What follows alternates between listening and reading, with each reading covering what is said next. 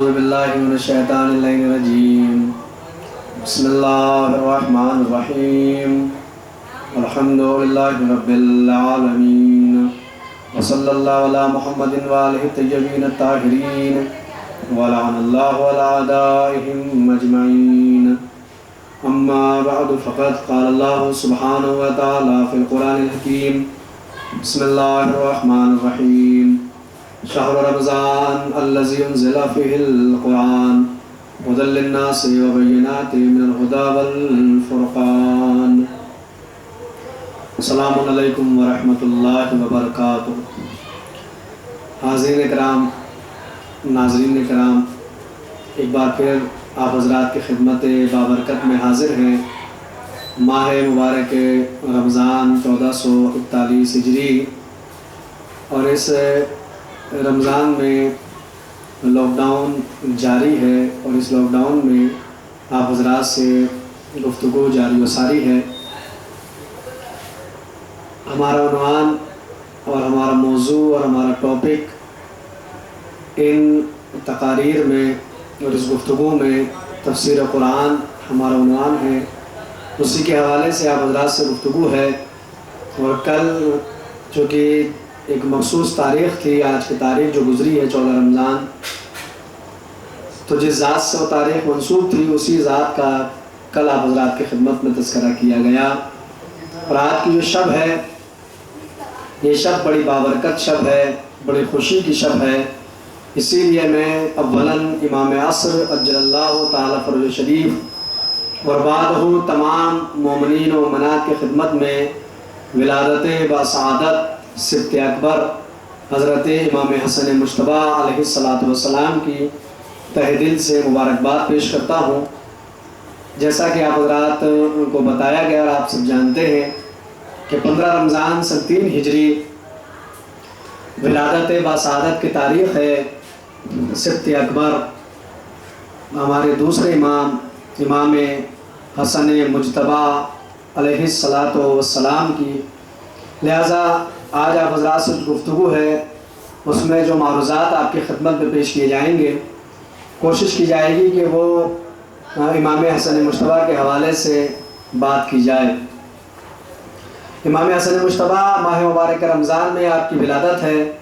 سن 3 ہجری آپ کی ولادت ہے. اور اگر یہ کہا جائے تو غلط نہیں ہے کہ ہجرت کے بعد مسلمانوں کی سب سے بڑی عید، آفیشیلی عید اگر کہا جائے تو 15 رمضان کی تاریخ تھی، اس لیے کہ اس دن امام حسن کی ولادت ہوئی. ابن وائل اور ابو سفیان اور ابو لہب اور انہی کے جیسے اور انہی کے ہم مزاج چند مشرکین، یہ لوگ ایک جگہ جمع تھے اور خانہ کعبہ کے صحن میں جمع تھے.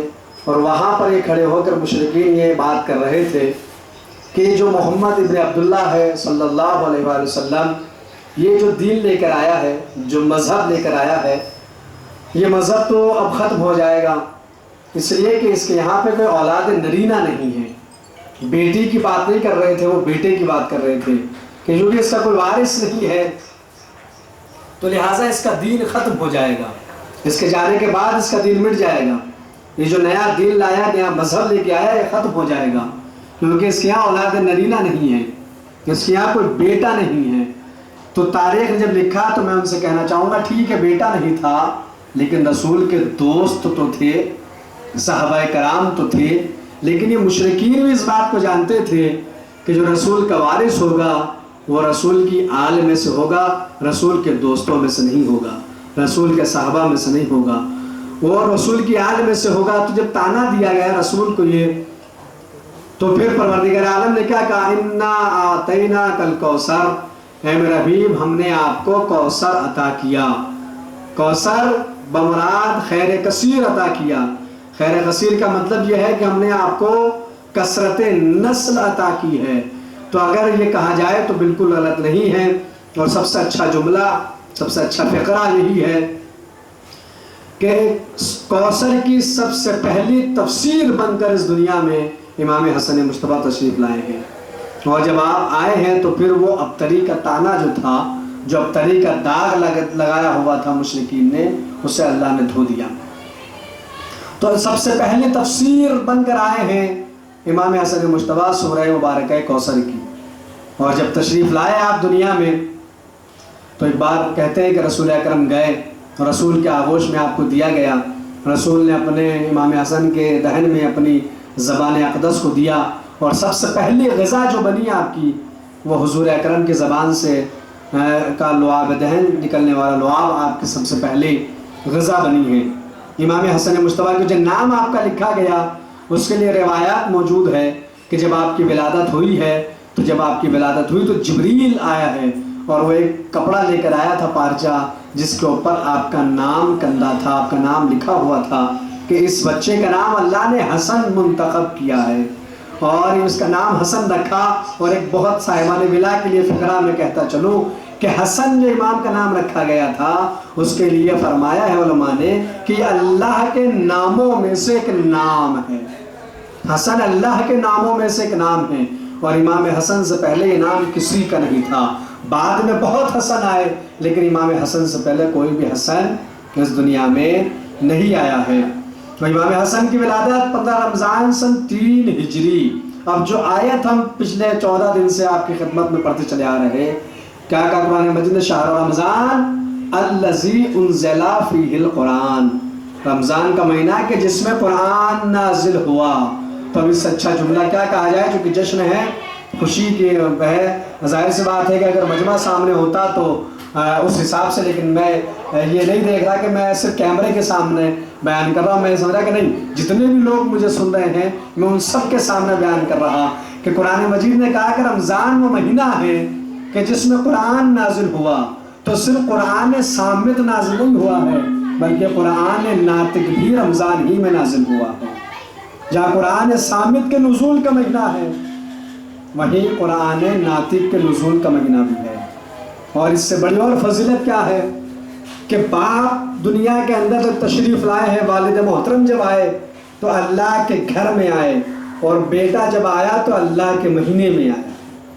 یعنی مولا کائنات جب تشریف لائے دنیا میں تو خانہ کعبہ میں آپ کی ولادت ہے، اللہ کے گھر میں. امام حسن مجتبیٰ 15 رمضان یعنی اللہ کے مہینے میں، یعنی باپ کو جب دنیا میں اللہ نے بھیجا تو اپنے گھر میں، بیٹے کو جب بھیجا تو اپنے مہینے میں. اللہ نے بتایا کہ میرے مکان پہ بھی ان کا قبضہ ہے، میرے زمان پہ بھی ان کا قبضہ ہے. یعنی زمان و مکان کے مالک اگر کوئی ہے تو وہ یہی ہے. زمان و مکان اگر کسی کے قبضے میں ہے تو وہ انہی کے قبضے میں ہے. ایک اللہ کے گھر میں آتا ہے، ایک اللہ کے مہینے میں آتا ہے. تشریف لائے، اور بی بی ام سلمہ سے یہ روایت ہے کہ انہوں نے خواب میں دیکھا کہ ایک چاند ہے جو میری آغوش میں آ گیا ہے، وہ میری آغوش میں آ گیا. جب انہوں نے خواب دیکھا تو حضور اکرم سے بیان کیا کہ میں نے خواب دیکھا کہ ایک قمر میرے آغوش کے اندر اتر آیا ہے.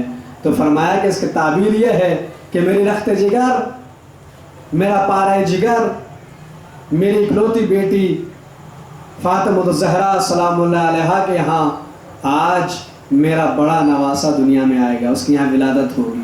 یہ ہمارے خواب کی تعبیر ہے. اور وہ کہتی جی امام حسن مجتبیٰ دنیا کے اندر تشریف لائے تو آنے کے بعد سب سے پہلے آپ نے اپنی پیشانی کو سجدے میں رکھا. اور وہ اتنا اچھا جملہ ہے کہ دیکھیے اس سے بڑی فضیلت یہ ہے. کوئی روایت یہاں پر نقل کرتا چلو، روایت عالم اسلام کی روایت ہے. آپ نے بارہا علماء خطبہ واعظین سے سنا ہوگا کہ جب ولادت ہوتی ہے ام المسلمین بی بی عائشہ رضی اللہ تعالیٰ عنہ، آپ سے جب سوال کیا گیا کہ آپ کا جناب سیدہ کے بارے میں کیا کہنا ہے، تو انہوں نے فرمایا کہ اس بی بی کے بارے میں کیا کہوں کہ جس کے بچے کی ولادت نماز ظہر کے بعد ہوئی اور وہ بی بی پھر نماز عصر مصلی پہ بیٹھ کے پڑھ رہی تھی. یعنی بچے کی ولادت ایک نماز کے بعد ولادت ہوتی ہے، پھر دوسری نماز بی بی مصلی پہ بیٹھ کے پڑھتی ہے. اب سمجھ میں آیا کہ بطول کسے کہا جاتا ہے. اور کسی خطیب کسی ذاکر کا بہت اچھا جملہ ہے کہ بطول اسی بی بی کو کہا جاتا ہے کہ رمضان کا مہینہ ہو، نماز کا وقت ہو اور بی بی مصلی پہ ہو، اس کے بچے کی ولادت ہو جائے، نہ اس کی نماز ٹوٹے نہ اس کا مصلی چھوٹے. نہ روزہ ٹوٹ رہا ہے نہ نماز ٹوٹ رہی ہے، اسی بیوی کو کہا جاتا ہے کہ یہ بطول بیوی ہے. تو مہینے میں، اللہ کے مہینے میں تشریف لانے والا شہزادہ میرے مولا حسن، حسن نام رکھا گیا. اور حسن یہ صفت مشبہ ہے. حسن کو حسن بھی پڑھا جا سکتا ہے. اگر کہیں حسن لکھا ہو ہے ہائے حلوہ سین و نون حسن تو اس کا آپ حسن بھی پڑھ سکتے ہیں. جیسے بہتر کو 72 پڑھا جا سکتا ہے یا 72 کو بہتر پڑھا جا سکتا ہے، ویسے حسن کو حسن پڑھا جا سکتا ہے، حسن کو حسن پڑھا جا سکتا ہے. تو حسن صفت مشبہ ہے، اور جو صفت مشبہ ہو اس صفت مشبہ کا مطلب اگر میں آپ کو علم صرف کی بحث میں الجھانا نہیں چاہتا، لیکن آپ علماء علم صرف یا جو علم صرف سے واقفیت رکھتے ہیں وہ جانتے ہیں کہ صفت مشبہ وہ ہے کہ جس کی صفت اس سے کبھی جدا نہیں ہوتی. یعنی حسن کے معنی خوبصورت، حسن کے معنی حسین خوبصورت، تو اس کا مطلب نہیں کہ آج خوبصورت ہے تو کل نہیں ہوگا. جیسے کہ فی الحال میں ذاکر ہوں کیونکہ میں ذکر کر رہا، لیکن آدھے گھنٹے کے بعد جب ذکر ختم ہوگا تو پھر میں ذاکر نہیں رہوں گا، کیونکہ ذاکر جو ہے اسم فاعل ہے. اسم فاعل کی صفت جب تک وہ کام کر رہا ہے صفت اس سے جو ہے مشتق ہے، جیسے کام ختم ہوا تو صفت بھی الگ ہو گئی. لیکن صفت مشبہ وہ ہے کہ جس کی صفت اس سے کبھی جدا نہیں ہوتی. حسن صفت مشبہ ہے، یعنی دنیا میں بھی خوبصورت ہے آخرت میں بھی خوبصورت ہے. اب اس سے اچھی اور مثال دے دوں تو آپ سب کا دل جو ہے وہ مسرور ہو جائے گا اور خوش ہو. جیسے عالی جو کبھی بلند ہو کبھی بلند نہ ہو، لیکن علی جو یہاں بھی بلند ہو وہاں بھی بلند ہو. ایسے ہی حسن ہے کہ جو یہاں بھی خوبصورت ہے وہاں بھی خوبصورت ہے. یہ میرے مولا حسن مجتبیٰ کی ذات گرامی ہے. صفت اکبر سب سے پہلے، یعنی میرا مولا حسن وہ میرا مولا ہے، وہ امام ہے ہمارا کہ جس سے اولیت اور اولیت حاصل ہے. اولیت کس معنی میں حاصل ہے؟ اولیت اس معنی میں حاصل ہے کہ رسول کی آغوش میں حسین سے پہلے آنے والے امام کا نام حسن ہے. امام حسین سے پہلے رسول کی زبان چوسنے والے شہزادے کا نام حسن مجتبیٰ ہے. چادر کسا میں حسین سے پہلے داخل ہونے والے میرے مولا حسن کی ذات ہے. یہ امام حسن ہر جگہ اولیت ہے میرے مولا حسن کی، اور اس سے بڑی فضیلت تو کچھ ہو ہی نہیں سکتی ہے کہ 40 ہجری میں مولا کائنات دنیا سے جاتے ہیں، 50 ہجری میں امام حسن جاتے ہیں. یعنی 10 سال کا آپ کا زمانہ امامت ہے، امامت کا زمانہ ہے. اور جو امام ہوتا ہے تو کائنات کا امام ہوتا ہے. یعنی جو حسین کا بھی 10 سال تک امام رہا ہو وہ ذات امام حسن مجتبیٰ کی ذات ہے. امام حسین کے بھی امام تھے نا، جیسے مولا کائنات امام ہے تو وہ امام حسن کے بھی امام ہے، امام حسین کے بھی. 40 ہجری سے لے کے 50 ہجری تک امام حسن کائنات کے امام ہیں، تو امام حسین کے بھی امام ہیں، زین العابدین کے بھی امام ہیں، ان کے بھی امام ہیں. تو 10 سال تک حسین جیسے امام کا بھی امام رہا ہو وہ میرے مولا امام حسن مجتبیٰ کی ذات ہے. اور حالات اگر دیکھا جائے تو سب سے پہلے رسول اللہ کی زبان آپ نے چوسی، اللہ نے آپ کا نام رکھا، اور سورہ مبارکہ کوثر کی سب سے پہلی تفسیر ہے. اور عقیقہ اسلام میں اگر دیکھا جائے تو سب سے پہلے عقیقہ جو ہوا وہ 7ویں دن حضور سرور کائنات صلی اللہ علیہ وآلہ وسلم نے سب سے پہلے آپ ہی کا عقیقہ فرمایا تھا. اور وہ روایات میں موجود ہے کہ بال کو مونڈا گیا اور اس کے برابر جو ہے وہ چاندی کو تصدق کیا گیا تھا، جو آج بھی ہمارے یہاں پہ سنت موجود ہے کہ 7ویں دن جو ہے وہ عقیقہ کرنا. حضور کس کا ہوا کہ تاریخ اسلام میں امام حسن مجتبیٰ کا جب 7واں دن تھا آپ کی ولادت کا تو عقیقہ کیا گیا تھا امام حسن کا، اور بالوں کو مونڈ کے اس کے برابر چاندی کو تصدق کیا گیا تھا. یہ میرے مولا امام حسن کے ذات گرامی ہے. اور بچپن کے جو حالات اگر آپ دیکھیں تو بچپن کے حالات میں آپ کو مل جائے گا کہ رسول کے کاندھے پہ سوار ہوتے ہیں، رسول کی پشت پہ سوار ہوتے ہیں، حضور رکوع میں، روایات ساری روایات رکوع میں ہوتے ہیں تو آپ کے پیر میں آتے ہیں تو حضور سرور کائنات پیروں کا فاصلہ بڑھا دیتے تھے تاکہ حسن مجتبیٰ جو ہے آرام سے نکل جائے. ساری روایتیں عالم علماء عامہ علماء خاصہ سب کی یہاں پر امام حسن کے سلسلے موجود ہے. اب میں آپ کو بتاؤں ایک بڑا اچھی دلچسپ واقعہ ہے، بچپن کا واقعہ. عمر مبارک ہے آپ کی صرف 14 مہینے کی، صرف 14 مہینے کی آپ کی عمر ہے. اور جب 14 مہینے کی عمر تھی تو ایک بار آیا ابو سفیان حضور کی خدمت میں آتا ہے، اور جب آیا تو مولا کائنات سے کہتا ہے کہ میری سفارش کر دے حضور سرور کائنات سے. اور جب دیکھا کہ چھوٹا سا شہزادہ ہے جو وہاں موجود ہے، امام حسن مجتبیٰ موجود تھے، تو پلٹ کے اس نے کہا کہ آپ کو اس بچے کا واسطہ میری سفارش آپ حضور کی خدمت میں پیش کر دیں، اس بچے کا واسطہ سفارش پیش کر دیں۔ مولا متقیان نے کہا کہ میں تمہارا معاملہ اسی بچے کے حوالے کرتا ہوں، تمہارا یہ آپ کو 14 ستارے جیسی ایک جو عام کتاب ہے، سامنے کتاب ہے جو ہر گھر میں تو اس میں آپ کو مل جائے۔ 14 مہینے کی عمر ہے، آنے والا کون نام میں نے آپ کو بتایا، ابو سفیان۔ مولا کائنات سے کہتا ہے کہ میرا سفارش پیش کر دے حضور کی خدمت میں آپ کو اس بچے کا واسطہ۔ مولا نے کہا میں تیرا معاملہ اسی بچے کے حوالے کرتا ہوں۔ اب وہ امام حسن کی طرف بڑھا اور کہنے لگا شہزادے اپنے نانا کی خدمت میں میری سفارش پیش کر دے۔ روایتیں کہتی ہے کہ مولا آگے بڑھے وہی کام کیا کہ جو حضرت موسیٰ علیہ السلام فرعون کے ساتھ کرتے تھے۔ امام حسن نے آگے بڑھ کے اس کی داڑھی کو پکڑ کے جوڑا اور اس کی ناک کو پکڑ کے رگڑ دیا۔ بچپنے میں جو مشرکین کی ناک رگڑتا ہو وہ حسن مجتبیٰ ہوتا ہے۔ اس کے بعد رگڑنے کے بعد کہا میں تیری سفارش اس وقت تک نہیں کروں گا جب تک تو میرے نانا کا کلمہ نہ پڑھ لے، جب تک تو اپنے زبان سے توحید اور رسالت کا اقرار نہ کر لے۔ یہ امام حسن مجتبیٰ کے ساتھ ہے، امام حسن مجتبیٰ کے بچپن کے واقعات ہیں۔ میرے مولا امام حسن کیا کہنے ہیں اس ذات گرامی کے کہ جسے صرف یہ کہہ دیا گیا کہ وہ ایک امن کا امام تھا اور بڑے میں نے عرض کیا تھا کل جو میں نے بات عرض کی تھی تاریخ جو مرتب ہوئی تو اس میں آپ کو حکومت کے اثرات بالکل صاف نظر آئیں گے، متاثر تاریخ آپ کو نظر آئے گی۔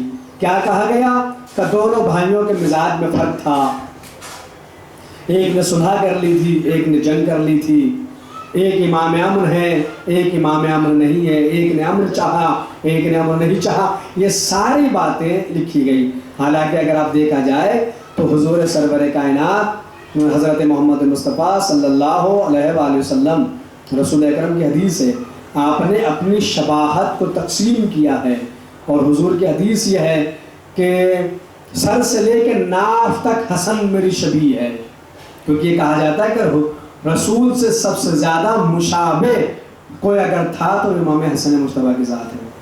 لیکن رسول نے اپنی شباہت کو تقسیم کر کے فرمایا کہ سر سے لے کے ناف تک حسن میری شبیہ ہے اور ناف سے لے کے قدم تک حسین میری شبیہ ہے۔ سر سے لے کے ناف تک حسن شبیہ، ناف سے لے کے قدم تک حسین شبیہ۔ کیوں؟ شاید حضور پر بتانا چاہتے تھے، رسول دنیا کو یہ بتانا چاہتے تھے کہ دیکھو ناف تک کے حصے میں ہاتھ آ جاتے ہیں، اور اگر میرے بعد میرا بیٹا ازروح قرآن امام حسن مجتبیٰ کی ذات رسول کے بیٹے ہیں، مباہلہ سے امام حسن امام حسین حضور کے بیٹے ہیں، تو بتانا چاہتے تھے رسول کے دیکھو ہاتھ آ جاتے حصے میں۔ اب اگر صلح نامہ پہ حسن دستخط کرے تو یہ مت سمجھنا کہ وہ ہاتھ حسن کا ہاتھ ہے، بلکہ وہ ہاتھ رسول کا ہاتھ ہے۔ وہ صلح اصل میں صلح حسن نہیں بلکہ اصل میں وہ صلح رسول اکرم ہے۔ وہ صلح کرنے والے صرف امام حسن کے ساتھ ظاہراً امام حسن کے ساتھ ہیں، لیکن در اصل وہ صلح رسول کے صلح ہے، یہ مولا امام حسن نے کی ہے۔ اور حضور کو معلوم تھا کہ حسن صلح کریں گے، حسین قدموں سے چل کے کربلا جائیں گے، تو اس لیے کہا ناف سے لے کے قدم تک میرے حسین میری شبیہ ہے۔ اب اگر حسن صلح کرے تو گویا دستخط کرنے والے ہاتھ رسول کے ہاتھ، اور حسین قدموں سے چل کے کربلا کی جانب جائے تو سمجھ لینا وہ جو قدم جا رہے ہیں اصل میں وہ رسالت کے قدم ہیں جو کربلا کی جانب بڑھ رہے ہیں۔ یہ شباہت کو تقسیم کیا گیا، سب سے زیادہ مشابہ ہیں امام حسن مجتبیٰ کی ذات حضور سرور کائنات سے، بیٹھتے ہیں دونوں بھائیوں کے مزاج میں۔ آپ ذرا سے بات کر لیں اور انشاءاللہ آج بھی امام حسن پہ گفتگو ہے، کل بھی امام حسن ہی کے اوپر گفتگو ہوگی، اور کل آپ حضرات کے خدمت میں انشاءاللہ وہ ساری باتیں میں آپ کی خدمت میں پیش کروں گا کہ امام حسن نے صلح کی کیوں کی، سارے حالات کیا تھے، اور صلح کے جو شرائط تھے وہ شرائط کیا تھے، اور کس طرح کے حالات کے اندر صلح ہوئی تھی۔ اور اسی میں شاید سوال کا جواب بھی آئے کہ جو سوال کسی نے پیش کیا تھا کہ حضرت مختار نے تو خروج کیا ہے امام حسین کے بعد میں، تو ان کی امداد کو اور ان کی مدد کو امام حسن نے قبول کیسے کیا۔ اب اس کے لیے ہمیں پوری تاریخ کو دیکھنا پڑے گا امام حسن کے بھی، وہ مدائن کے حالات، امام حسن کے اوپر حملے کا ہونا، پھر مدائن میں سعد بن مسعود کیا جانا، اور اس کے بعد وہ صلح کرنا، کیوں کیا وہ سارا پس منظر ہے، کیا بیک گراؤنڈ ہے اس کا، کہ امام حسن کو صلح کرنی پڑی۔ صلح کرنے کا مطلب یہ تو قطع نہیں تھا کہ میرا مولا حسن شجاع نہیں تھے، وہ بہادر نہیں تھے، اس لیے کہ جس کے رگوں میں علی کا خون دوڑ رہا ہو اس سے بڑا شجاع اور بہادر کائنات میں کوئی اور نہیں ہو سکتا۔ لیکن صلح کرنے کی وجہ، اس کی وجوہات کیا تھی، کن شرائط کو ہی، یہ کل کی بات ہے، جب کل آپ حضرات تقریر سنیں گے، آئیں گے، حاضر ہوں گے آپ کی خدمت میں، تو وہ سارا تفصیل عرض کریں گے۔ آج سے اتنا عرض کرنا آپ کی خدمت میں کہ یہ کہا گیا کہ دونوں بھائیوں کے مزاج میں فرق تھا۔ کیوں فرق تھا؟ کہ اس لیے صاحب اگر دونوں ہم مزاج ہوتے تو دونوں صلح کرتے یا دونوں جنگ کرتے، لیکن دو بھائی ہیں، ایک صلح کر رہا تھا، ایک جنگ کر رہا تھا، مزاج میں فرق تھا۔ تو سب سے پہلی بات تو یہ جو ہمارے بزرگ علماء نے مثال پیش کی اور جواب اس کا اس طرح سے دیا کہ اگر دونوں بھائیوں کے مزاج میں فرق ہوتا تو رسول کبھی بھی دونوں کو ایک ساتھ اپنی پشت میں نہ بٹھاتے، اور اگر بٹھا بھی لیا تھا تو دونوں کو زلفیں نہ تھماتے۔ چھوٹے سے دونوں شہزادے، وہ عید کا دن آپ کو یاد ہوگا کہ جب کہا کہ صاحب وہ لباس کا جنت سے آیا، سب پہننا، ہمیں بھی چاہے جنت سے لباس آتا ہے۔ اگر عید تک ہمارا سلسلہ گیا تو پھر ساری تفصیل درج کریں گے۔ اس کے بعد کہا کہ صاحب وہ سواریوں پہ بھی اون ناکے پہ سوار ہے سب، تو اب ایک نانا اپنے نواسوں کے لیے ناکا بھی بنے۔ جب ناکا بنے تو سوار ہوئے، تو انہوں نے کہا کہ ان کے ہاتھ میں تو مہار بھی ہے، تو حضور نے زلفیں تھمائی۔ ایک طرف کے زلف حسن مجتبیٰ کے ہاتھ میں، ایک طرف کے زلف سید الشہداء کے ہاتھ میں۔ اب اگر دونوں بھائیوں کے مزاج میں فرق ہوتا تو ایک کہتا کہ نانا ادھر چلیے، ایک کہتا کہ ادھر چلیے، کیونکہ اگر کوئی بائک یا سائیکل چلا رہا ہو تو ہینڈل دونوں ایک ہی ایک کے ہاتھ میں ہوتے ہیں، ایسا نہیں کہ ایک ہینڈل ایک پکڑ لے، ایک پیچھے والا تو پکڑ لے۔ کیوں؟ اس لیے کہ دونوں کے مزاج میں فرق ہوگا، ایک ایک ادھر جانا ہے، ایک ادھر جانا ہے۔ تو رسول نے زلفیں تھما کے بتایا کہ ان کے مزاج میں کوئی فرق نہیں ہے، کیونکہ امام حسن علیہ السلام کے سامنے جو فتنہ ظاہر ہوا تھا وہ فتنہ دبانے کے لیے صلح کی ضرورت تھی۔ امام حسین کے سامنے جو فتنہ سامنے آیا تھا اس فتنے کو کم کرنے کے لیے جہاد کی ضرورت تھی۔ امام حسن کے دور میں فتنہ ختم ہو سکتا تھا صلح کے ذریعے، لہٰذا امام حسن نے صلح فرمائی۔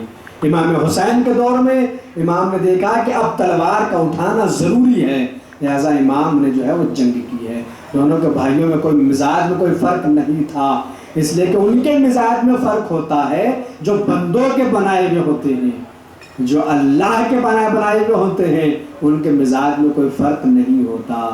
کہ دونوں کے بھائیوں کے مزاج میں کوئی فرق نہیں تھا۔ ایک نے دیکھا کہ ہاں صلح سے معاملہ نمٹ جائے گا، اسے صلح سے نمٹا، دوسرے نے دیکھا کہ نہیں، اب جو ہے وہ ضروری ہے کہ جنگ کی جائے، جہاد کیا جائے، لہٰذا وہ جہاد کے لیے امام حسین نکلے، امام حسن نے صلح کی ہے۔ تو یہ تمام تر واقعات ہیں امام کی زندگی کے حالات ہیں میرے مولا کے، کہ امام جو ہے وہ کوئی مزاج کے اندر ان کے اندر فرق نہیں تھا۔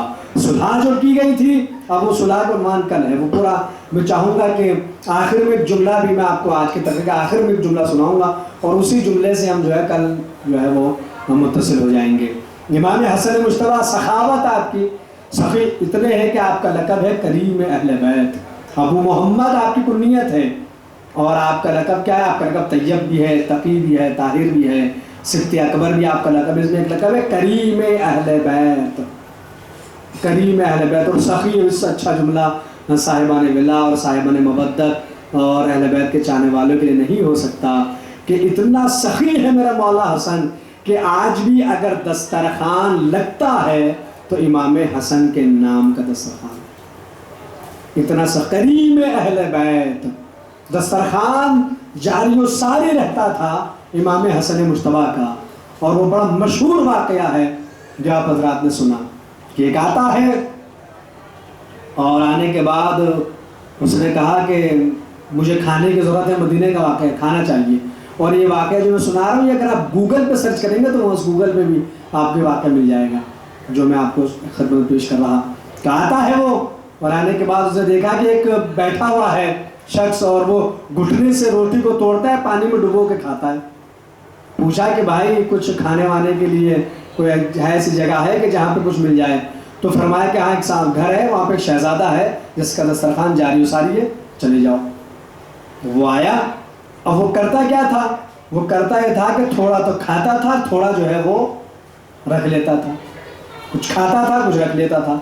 امام حسن نے اس کو دیکھا تو دیکھنے کے بعد کہا کہ پہلے تم اطمینان سے کھا لو، اس کے بعد اگر تمہیں لے جانا ہے تو تمہیں اس لے جانے کے لیے اور دے دیا جائے گا.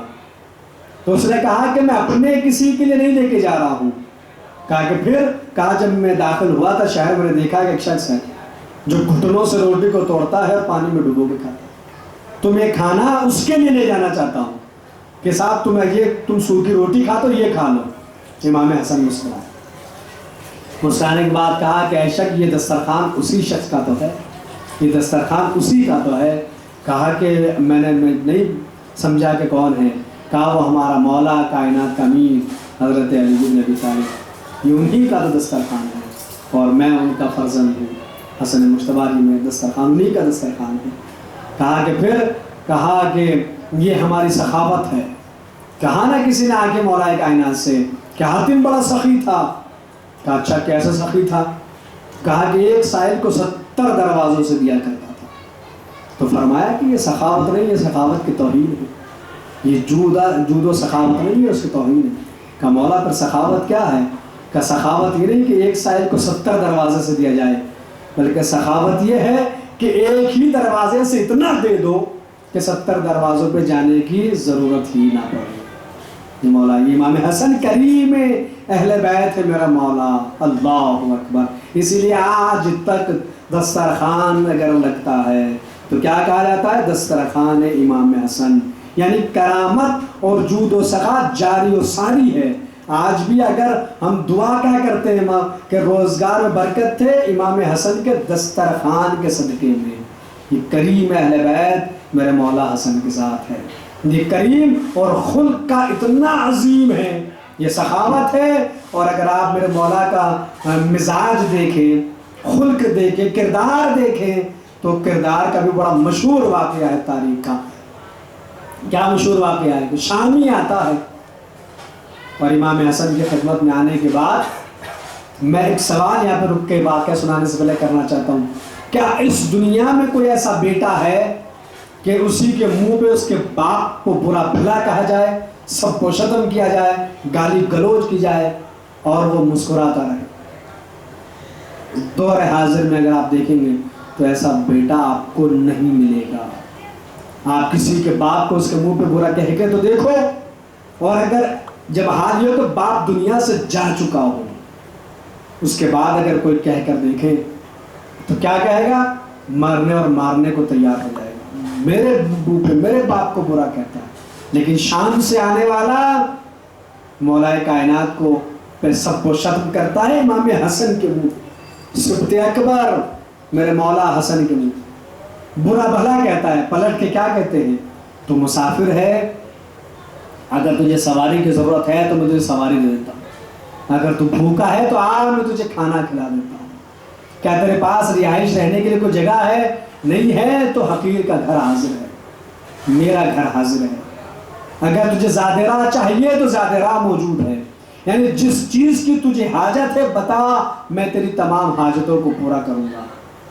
اس کے بعد روایت کیا کہ جب اس نے یہ سنا تو سواری سے اترا نہیں بلکہ کودا اور امام حسن کے قدموں میں آیا اور قدموں میں گر کے اس نے کیا کہا؟ اللہ یعلم حیث یجعل رسالہ.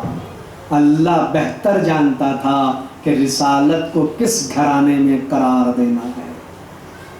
وہ بہتر جانتا تھا کہ وہ گھر جو محبت وحی بنے وہ کس کا گھر ہو، جو نزول وحی ہو وہ کس کا گھر ہو. یہ کردار ہے میرے مولا حسن کا، وہ سخاوت ہے میرے مولا حسن کی، یہ کردار ہے میرے مولا حسن کی. اتنا عظیم کردار ہے. لوح محفوظ کا مطالعہ میرا مولا بچپن میں کرتا ہے. میں واقعہ سنا رہا ہوں، ہو سکتا ہے ترتیب میں ملحوظ خاطر نہ رکھ سکوں، لیکن میں آپ کی خدمت پیش کرتا ہوں سارے واقعات. حالات ذرا سا اور ان کی تفصیلات میں انشاءاللہ کل آپ کے پھر حاضر ہوں گے. تو کل ایک جملہ میں عرض کیا سناؤں گا، اسی جملے کی وضاحت کل کریں گے. واقعہ میں آپ کو فقرہ سناتا ہوں.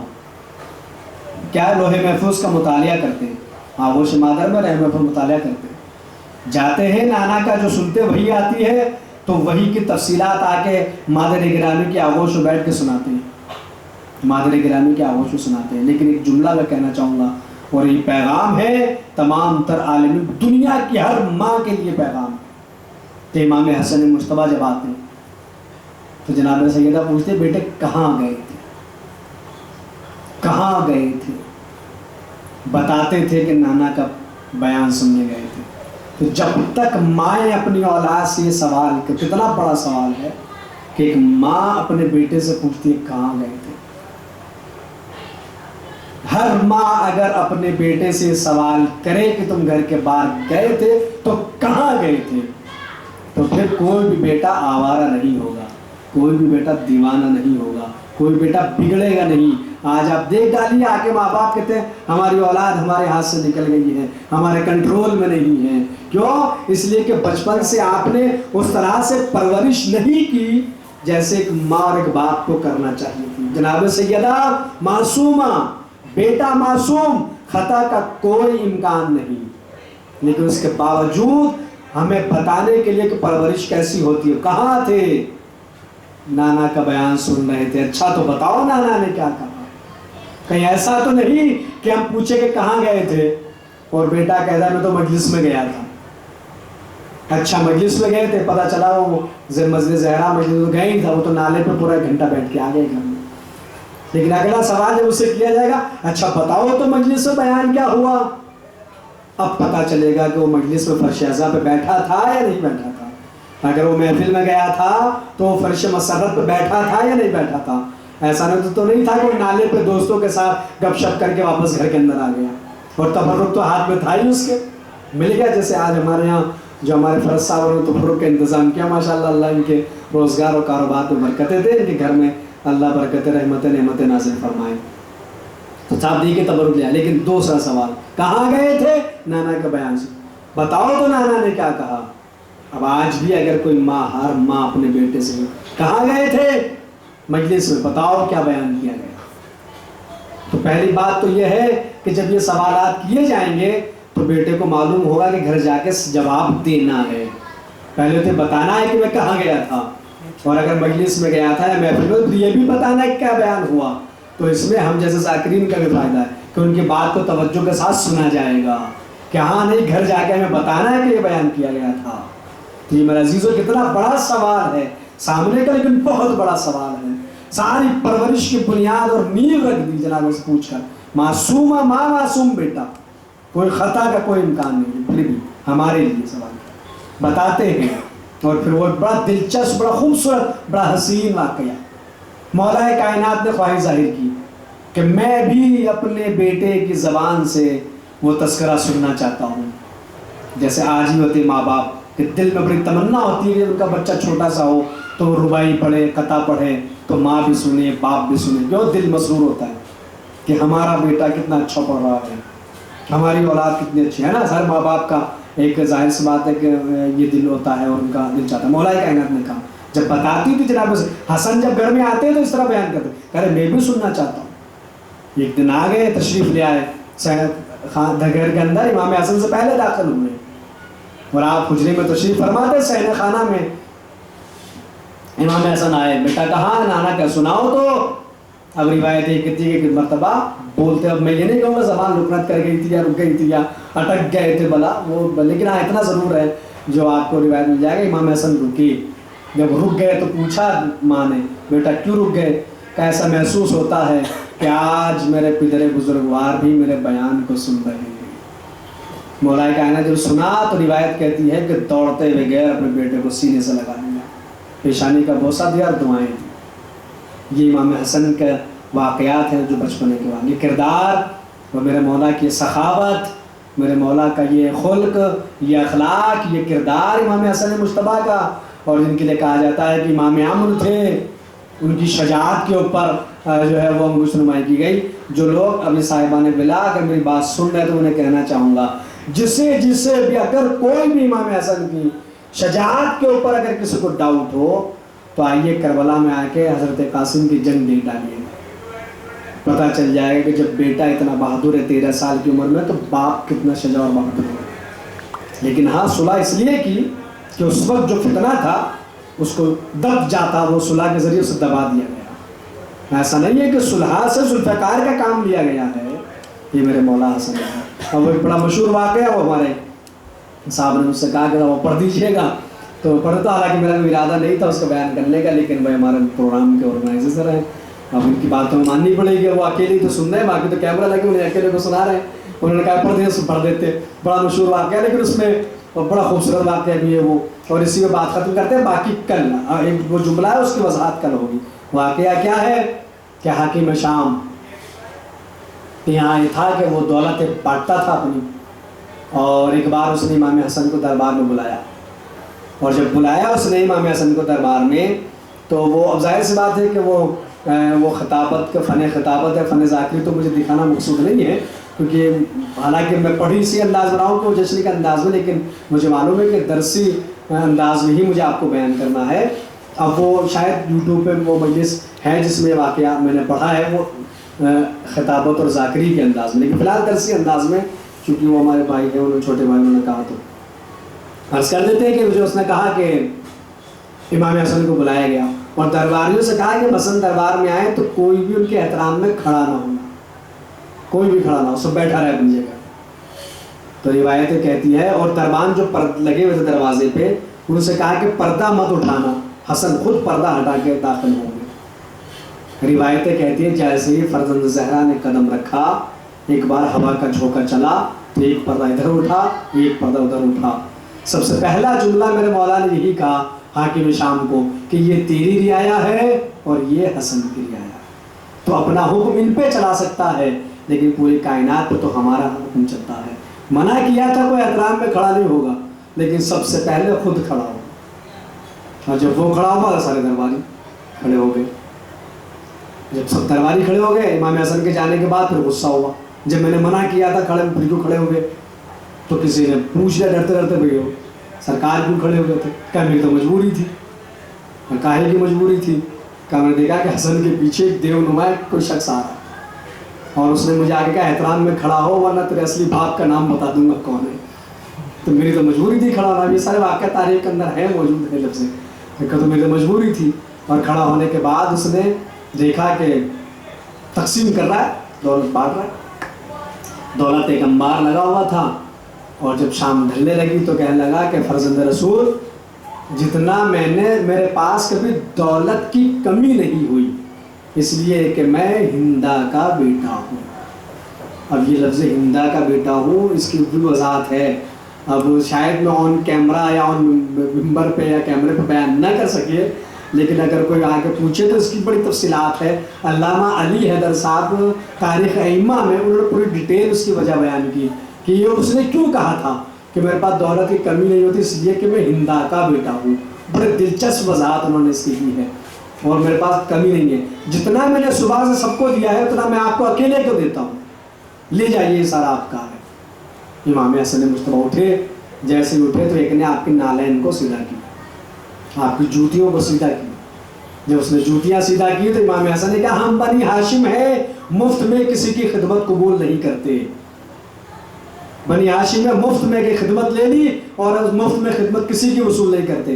یہ جتنی دولت اس نے مجھے دی ہے یہ ساری تو لے لے، یہ ساری دولت تو لے جا. جب اس نے مولا نے یہ کہا تو وہ تو خوش ہوا کہ صاحب اتنی دولت ملے گی، لیکن جو دے رہا تھا وہ بگڑ گیا کہ بھئی یہ کون سی بات ہوئی کہ اتنی ساری دولت میں نے آپ کو دی ہے، آپ نے اسے دے دی جو آپ کی جوتیاں سیدھی کر رہا ہے، جو آپ کی نالین سیدھی کر رہا ہے. ایسا جملہ امام حسن مجتبیٰ نے کہا کہ تاریخ کے صفحات پر جلی حرفوں سے لکھا جانا چاہیے. اس سے بڑی عظمت اور فضیلت کی بات ہو ہی نہیں سکتی جو پلٹ کے امام حسن مجتبیٰ نے کہا. اس نے کیا کہا تھا؟ میرے پاس دولت کی کمی اس لیے نہیں ہے کہ میں ہندا کا بیٹا ہوں. امام نے کہا تو میری نالین کو سیدھا کیا، ہم بنی ہاشم مفت میں خدمت وصول نہیں کرتے، یہ ساری دولت تو لے جا. کہ ساری دولت نالین سیدھی کرنے والے کو پلٹ کے کہا تو بھی یاد رکھنا میں فاطمہ زہرا کا بیٹا ہوں، میں سیدہ عالمیان کا بیٹا ہوں. یہ بڑا مشہور واقعہ علماء خطبہ واعظین امام کے حوالے سے پڑھتے ہیں. اب امام حسن کا جو امامت کا دور ہے، یہ تو جشن کے حوالے سے بات تھی تو میں نے آپ کے حضور پیش کری ساری باتیں، لیکن جو 10 سال کا دور ہے 40 ہجری سے لے کے 50 ہجری تک کا، وہ کوئی آسان دور نہیں تھا میرے عزیزوں. اب اس دور کے بارے میں کل آپ حضرات سے دوسرا عرض کریں. ایک جملہ میں آپ کو سناؤں، جملہ ہے ایک اہل سنت عالم کا. اہل سنت عالم پتلے سے بزرگ سے، چاہے یوٹیوب پہ آپ نے ویڈیو دیکھو، مولانا محمد اسحاق پتلے سے ہیں، بزرگ سے ہیں، آپ دیکھیے گا ان کی ویڈیوز. انہوں نے جو ہے وہ جناب سیدہ کے سلسلے میں کچھ بات کی، دروازے کے سلسلے میں بات کی. انہوں نے جملہ کہا امام حسن کے لیے. شیعہ عالم نہیں ہے، اہل سنت عالم مولانا محمد اسحاق، ان کا جملہ آن دا ریکارڈ موجود ہے. انہوں نے کہا کہ جملے کی وضاحت کل ہوگی، کل میں آپ کی خدمت پورے اسے جملے وضاحت پیش کریں گے. آپ کو معلوم ہوگا کہ جو 10 سال کا پیریڈ ہے آپ کا امامت کا، یہ کوئی آسان نہیں تھا کہ آسانی سے آپ نے جو 10 سال گزار دیے. کہ کتنا خطرناک ماحول تھا کہ امام کو صلح کرنی پڑی، اور کیسا اس کو پوری تاریخ کو، پوری شام کی ہسٹری کو، پورے جو ہے مدینے کے حالات کو، پورے مدائن کے حالات کو، سارے حالات کو ہمیں دیکھنا پڑے گا. لیکن ایک جملے میں اگر تاریخ سمیٹی جائے تو وہ مولانا محمد اسحاق ہے. انہوں نے تاریخ سمیٹ کے جملہ کہہ دیا کہ حسین سے زیادہ مظلوم ہے حسن، اور یزید سے زیادہ ملعون ہے معاویہ. کس کا جملہ؟ ایک اہل سنت عالم کا، کہ حسین سے زیادہ مظلوم ذات حسن کی ہے اور یزید سے زیادہ ملعون معاویہ. ایک عالم اہل سنت کا جملہ کو ایسا بنے، اس کی وضاحت کہ کیا حالات تھے امام کے سامنے جب آپ نے امامت کو سنبھالا تھا مولا کائنات کے بعد، جب آپ کے سر پہ ضربت لگی سن 40 ہجری میں، اس کے بعد جب آپ امامت کے لیے آئے ہیں، اور تو کیا حالات تھے. کوئی آسان نہیں تھا وہ 10 سال کا پیریڈ امام کے لیے گزار لینا. امام حسن مجتبیٰ کے لیے بڑے مشکل دور سے امام گزرے. اب انہی 10 سال کا ایک مختصر سا خاکہ کہ کیسے وہ 10 سال امامت کے آپ نے گزارے، تو انشاءاللہ کل آپ حضرات کی خدمت میں پیش کیے جائیں گے. ہاں وہ کہہ رہے ہیں ہمارے فرض صاحب کی ایک دو شعر پڑھ دیجئے، تو وہ 4 مصرے ہوں کسی کو پڑھ دیتا ہوں. ظاہر سی بات ہے کہ وہ شعر و شاعری پڑھنے میں مزہ جب بھی آتا ہے جب مجمع سامنے ہو. اب تو کیمرے کے سامنے پڑھنا آتا ہے، تو اب کوئی آپ کہ ہمارا تو پہلا ہی یہ تجربہ ہے کیمرے کے سامنے پڑھنے کا. اور ہم تو ہمیشہ جب بھی پڑھتے آئے تو مجمع ہی میں پڑھتے آئے ہیں، اور مجمع جب رسپانس دیتا ہے تو لگتا ہے کہ ہاں ہماری بات پہنچ رہی ہے. اب آن دا کیمرہ تو آپ کمنٹس باکس میں جا کے ہمیں ضرور بتا دیجیے گا، کیونکہ ہم جب سحر میں یا سحر کے بعد میں آپ دیکھتے ضرور ہیں کہ کون کیا کمنٹس کر رہا ہے، کس نے کیا بات کہی ہے. تو آپ حضرات سے گزارش ہے کہ بھی اپنی محبتوں کا اظہار کریں، بتا دیں ہمیں کہ ہماری بات آپ تک پہنچ رہی ہے کہ نہیں پہنچ رہی ہے. تو کسی 4 مصرے ہیں، پہلے 2 مصرے تو بڑے جو ہے اس میں تغزل پایا جاتا ہے، لیکن باقی جو 2 مصرے وہ بہت اچھے مصرے ہیں. کہ سب سے پہلی آغوش میں امام حسین سے پہلے آغوش رسالت میں آنے والی ذات کس کی ہے؟ امام حسن مجتبیٰ کی ہے. جیسے مولائے کائنات کے سب سے پہلی غزہ لعاب رسول بنا، ویسے امام حسن کی غزہ بھی سب سے پہلے لعاب رسول ہے. تو اس لیے شاعر نے کہا کہ پیار جس سے بھی کرو اس کے چلن کو دیکھو. تو مصرع ہے، ظاہر سی بات ہے تغزل سے پایا تھا، لیکن مصرع پیار جس سے بھی کرو اس کے چلن کو دیکھو، پھول مقصود نظر ہو تو چمن کو دیکھو. پیار جس سے بھی کرو اس کے چلن کو دیکھو، پھول مقصود نظر ہو تو چمن کو دیکھو. دیکھنا چاہتے ہو اللہ کے نبی کا بچپن، آؤ آغوش محمد میں حسن کو دیکھو. کیونکہ امام حسن جو آئے ہیں تو پورا بچپنا ہے، رسالت کا بچپنا ہے. تو بہرحال پھر ایک بار پھر آپ حضرات کی خدمت میں مبارکباد پیش کرتے ہیں جشن کی. اور آپ کو کیسا لگا ہمارا یہ پیچھے کا یہ بتائیے گا کیسا لگا. بڑی محنت انہوں نے کی ہے بھائی. اور آپ سے گزارش ہو، آج کر سکتے ہیں گزارش آپ سے، چونکہ آج خوشی کا ماحول ہے کہ ہمارا چینل ہے تو سبسکرائب بھی کر دیں برائے مہربانی. ایک مہدی ٹی وی کا ایک ہمارا چینل ہے، مہدی ٹی وی ایک ہمارا نظر عباس کے نام سے چینل ہے، تو اسے سبسکرائب بھی کر دیں گے تو ہمیں لگے گا کہ ہاں آپ اپنی محبت کا اظہار کر رہے ہیں. تو ہم اسے پورے سال بھی کنٹینیو کر سکتے ہیں. جو ہمارا ارادہ ہے کہ ہم ویکلی آپ کی خدمت میں حاضر ہوں، ساپتاہک ہفتے میں ایک دن، اور آپ سے بات کی جائے. تو انشاءاللہ دعا یہی ہے کہ پروردگار امام حسن مجتبیٰ کے صدقے میں سب کی دعاؤں کو قبول کرے. جو اعمال ہم نے انجام دیے انہیں اللہ قبول کرے. کورونا وائرس جیسی وبا کو اللہ نیست و نابود کرے اور یہ ختم ہو، اس سے اللہ سب کو نجات دے. اور دعائے مجیر کی تلاوت کرنا فراموش نہ کیجیے گا. دعائے مجیر کو 13، 14، 15 رمضان ان 3 دن تک دعائے مجیر کی تلاوت ضرور کیجیے گا. کل پھر آپ حضرات کی خدمت میں حاضر ہوں گے. امام حسن کی جو امامت کے 10 سال ہے ان حالات کا مختصر سا جائزہ اور مختصر خاکہ آپ کی خدمت میں پیش کریں گے. گھر میں رہیں، محفوظ رہیں، عبادت میں مصروف رہیں اور دعائیں کریں. آج رمضان دعاؤں کی قبولیت کا مہینہ ہے اور آج کی شب تو امام کی ولادت کی شب ہے، تو اور اللہ ہماری دعائیں جو ہے وہ بدرجہ اولیٰ قبول کرے گا، اور ہم سب کو بھی اپنی دعاؤں میں ضرور یاد رکھے۔ کل پھر انشاءاللہ ہمارے حاضر ہوں گے۔ وآخر دعوانا ان الحمد للہ رب العالمین، فقط والسلام ورحمۃ اللہ وبرکاتہ۔